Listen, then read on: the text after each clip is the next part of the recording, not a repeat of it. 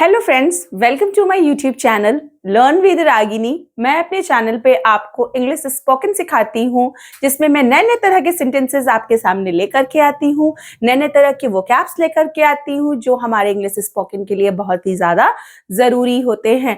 आज मैं आई हूँ बहुत ही इम्पॉर्टेंट पार्ट के साथ, जो ग्रामर का बहुत एक इम्पॉर्टेंट पार्ट भी है, एक्टिव पैसिव। ठीक है, पैसिव। तो हम एक्टिव पैसिव आज आपको बताएंगे। एक्टिव सेंटेंसेस वो होते हैं जो अकॉर्डिंग टू द टेंस बनते हैं, जो नॉर्मल टेंस की तरह बनते हैं। ठीक है, टेंस वाले सेंटेंसेस। बट पैसिव सेंटेंसेस उससे डिफरेंट होते हैं। आपको अगर पैसिव सीखना है, फर्स्ट ऑफ ऑल आपको इंग्लिश टेंस की नॉलेज होनी चाहिए। विदाउट टेंस की नॉलेज के आप पैसिव नहीं कर सकते हैं। ठीक है, तो हमें अगर आपको पैसिव की नॉलेज चाहिए तो प्लीज मेरे चैनल पे सारे टेंस की वीडियोस 1 बाय 1 अपलोडेड है। आप प्लीज उसे जरूर देखिएगा एक बार, और जब आपको उसके रूल्स समझ में आ जाएंगे तो passive wise it will be very much easy for you. Okay, बहुत इजी हो जाएगा समझना। पैसिव में कुछ भी नहीं होता है, और एकेडमिक बच्चों के लिए भी ये बहुत जरूरी होता है। एग्जाम्स में भी इसके रूल पूछे जाते हैं और ट्रांसलेट करने को कहा जाता है, एक्टिव सेंटेंसेस को पैसिव बनाने को, पैसिव को एक्टिव बनाने को। ठीक है, आज मैं आपको सिर्फ आज मैं चार्ट आपको दिखा रही हूँ, चार्ट बना करके बस मैं बता रही हूँ आपको, और उसके बाद ही में मैं आपको इंट्रोडक्शन दूंगी। अपने नेक्स्ट वीडियो में 1 बाय 1 मैं सभी टेंसेस को क्लियर करती जाऊंगी, एक्टिव पैसिव वाले टेंसेस को। ठीक है, ओके। तो चलिए, सबसे पहले मैं आपको बताना चाहती हूँ पैसिव होता क्या है। ठीक है, एक्टिव सेंटेंसेस जिसमें जो हमारा सब्जेक्ट होता है, जो डूअर होता है, वो खुद काम को करता है। बट पैसिव में वो खुद ना करके सेंटेंस को से आपको ये पता लग जाएगा कि ये सेंटेंस में जो हमारा सब्जेक्ट है वो खुद वो काम नहीं कर रहा है, उसमें डूअर का पता नहीं होता है, या कभी कभी पता होता भी है तो जो उसमें सब्जेक्ट होता है तो वो काम उसके द्वारा नहीं करके किसी अन्य पर्सन के द्वारा किया जाता है। ठीक है, एक्टिव में डूअर खुद होता है, काम करने वाला जो सब्जेक्ट होता है वो खुद काम करता है। बट पैसिव में आपको सिंपल शब्दों में मैं समझा रही हूँ। और पैसिव में क्या होता है, आपको सेंटेंस से कैसे पता चलेगा कि कौन सा सेंटेंस हमारा पैसिव वाइज का है। तो पैसिव के वाइज के सेंटेंस को समझने के लिए आप सिंपली ये समझिएगा कि उसमें डूअर जो होता है ना, वो सब्जेक्ट नहीं होता है, उसमें कोई अन्य होते हैं। ठीक है, आपको सेंटेंस से पता चल जाएगा। तो चलिए मैं बताती हूँ। Okay, passive, indefinite, continuous, perfect, perfect continuous. Indefinite में प्रेजेंट, पास्ट, फ्यूचर में बनते हैं। कॉन्टिन्यूअस में भी as it is present, past और फ्यूचर में नहीं बनाए जाते। मींस जो हमारा पैसिव वाइज होता है वो कॉन्टिन्यूअस में, फ्यूचर कॉन्टिन्यूअस में नहीं बनता है। ओके, परफेक्ट में present perfect, past perfect, future perfect में बनाए जाते हैं। और परफेक्ट कॉन्टिन्यूअस के में कोई भी पैसिव वाइज के सेंटेंस नहीं बनाए जाते हैं। ठीक है, तो सबसे पहले आपको टेंस की नॉलेज होनी चाहिए, तो प्लीज मेरे वीडियो को आप जरूर देखिएगा। जो टेंस वाली वीडियो अपलोडेड है आप उसे जरूर देखिएगा। ओके, तो चलिए इंडेफिनिट की तरफ चलते हैं। Present indefinite. Okay, present indefinite में मैं थोड़ा सा इंट्रो बताऊंगी आपको टेंस में। प्रेजेंट इंडेफिनिट में जो काम होता है वो प्रेजेंट में होता है। उसी तरह से पैसिव जब हम बनाएंगे तो वो भी प्रेजेंट में ही होता है। बस डिफरेंट ये होता है कि जो सिंपल टेंस वाले होते हैं उसमें डूअर जो होता है वो सब्जेक्ट होता है, सब्जेक्ट ही काम को करता है। और पैसिव में काम करने वाले का पता नहीं होता है, या होता भी है तो वो डायरेक्ट सब्जेक्ट नहीं करता है, उसे पीटा जाता है। एक ये सेंटेंस है, उसे पीटा जाता है। अच्छा, अगर ये सेंटेंस होता उसे वह पीटता है, वह पीटता है और उसे पीटा जाता है। दोनों सेंटेंस में अंतर समझ में आ रहा होगा। वह पीटता है तो ये टेंस है। ठीक है, प्रेजेंट इंडेफिनिट है। वह पीटता है, तातीते के बाद है हूं आता है, आपको इससे पता चल जाएगा कि प्रेजेंट इंडेफिनिट है। वह पीटता है और उसे पीटा जाता है। तो वह जब पीटता है तो वो खुद पीटता है, he is doing the work itself, वो हिमसेल्फ, वो खुद ही काम को कर रहा है। बट जब उसे पीटा जाता है तो आपको इस सेंटेंस से पता लग रहा होगा कि किसी के द्वारा उसे पीटा जाता है, ना कि खुद वो पीट रहा है अपने आप को। किसी के द्वारा उसे पीटा जा रहा है, कोई तो उसे मार रहा है, कोई तो ऐसा है जो उसे मार रहा है। ठीक है, या उसे पिताजी के द्वारा उसे पीटा जाता है, टीचर के द्वारा उसे पीटा जाता है। तो यहाँ डूअर आ गया, सब करने वाला, काम को करने वाला पता लग गया, बट सब्जेक्ट खुद नहीं कर रहा है। ठीक है, पिताजी के द्वारा उसे पीटा जाता, तो द्वारा आदि शब्द आपको मिलेंगे, बाय, द्वारा, उसके द्वारा ऐसा होता है। अगर द्वारा नहीं है तो तभी वो पैसिव होता है, बट उसमें डूअर का पता नहीं है, सब्जेक्ट का पता नहीं है। ओके, तो चलिए हम चलते हैं। उसे पीटा जाता है, अगर ये होता है वह पीटता है तो ही बीट्स, वह पीटता है, ही बीट्स। लेकिन उसे पीटा जाता है तो he is beaten, he is beaten, he है इसलिए हमने इज लगाया, और बीटन हमने मेन वर्ब का थर्ड फॉर्म यूज किया, बीट बीट बीटन। ठीक है, बीट बीट बीटन। आप प्लीज मेरे चैनल पे आपको वर्ब चार्ट भी अवेलेबल है, आप उसे देखिएगा। अगर आपको और वर्ब चार्ट की जरूरत होगी तो I will provide. Okay, subject, इसके जो फॉर्मूला है वो क्या है, सब्जेक्ट ही प्लस इज एम आर, इसमें से कुछ एक ही लगेगा, कोई भी एक। अगर ही है तो इज, कोई भी सिंगुलर नाउन है तो इज, और अगर प्लूरल नाउन है तो हम हमेशा आर लगाएंगे। आई है तो एम, आई के साथ एम लगाते हैं, यू के साथ आर लगाते हैं, या कोई भी प्लूरल नाउन हुआ।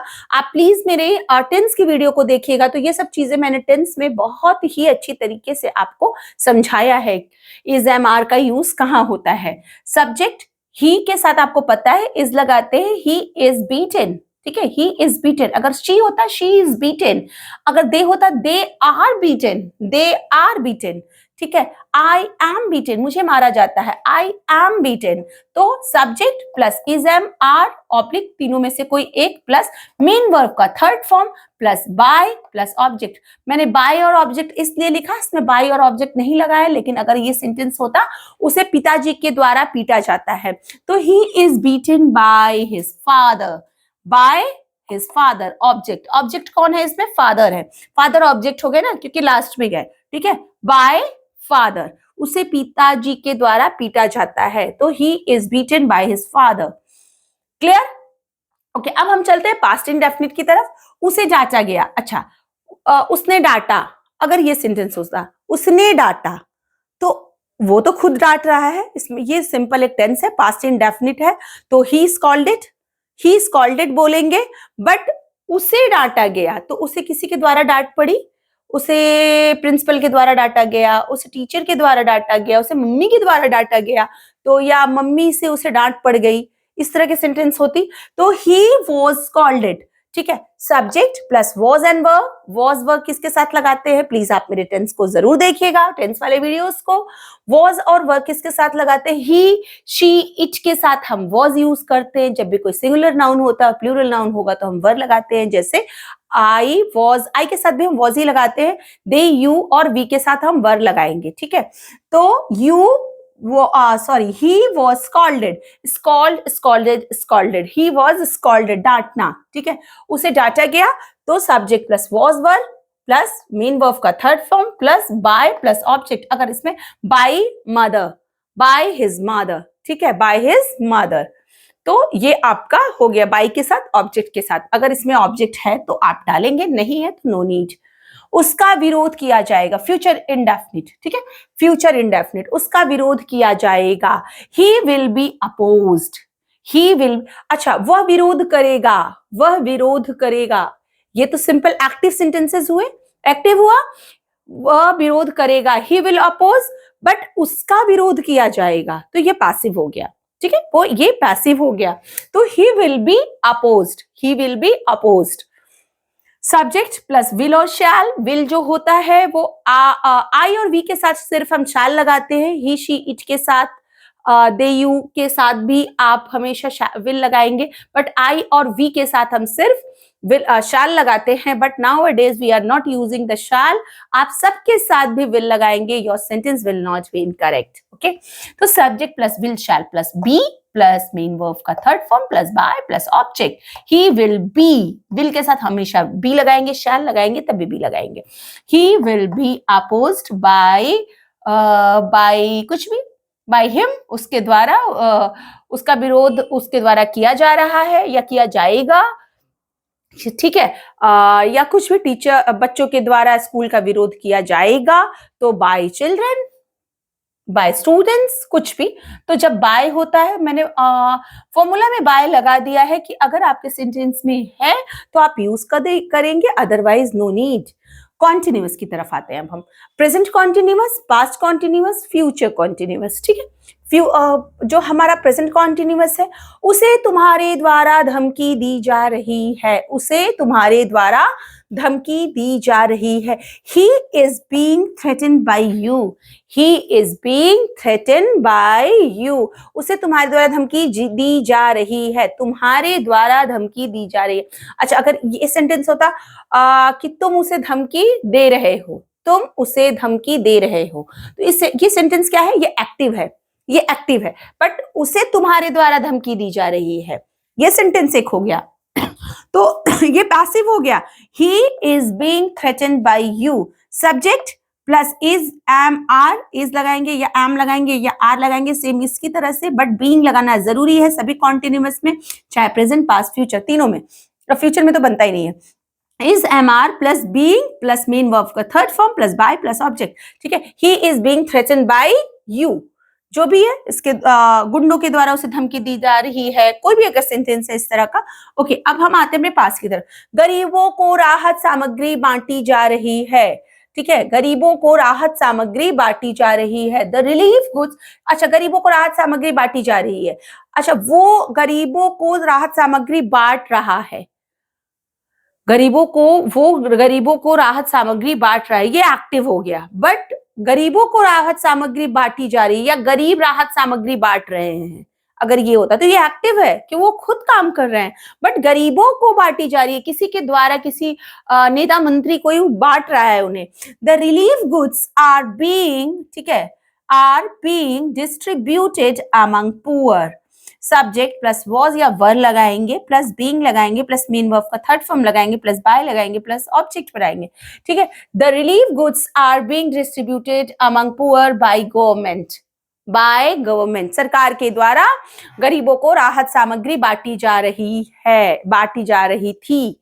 अच्छा, फ्यूचर में अगर कभी ऐसा आता है सेंटेंस तो हम उसे फ्यूचर इंडेफिनिट की तरह ही बना देते हैं, उसे कभी भी हम फ्यूचर कॉन्टिन्यूअस की तरह नहीं बनाते हैं, उसमें बनता ही नहीं है। परफेक्ट में हम आते हैं, हम अपने उसे उधार दिया जा चुका है, उसे उधार दिया जा चुका है।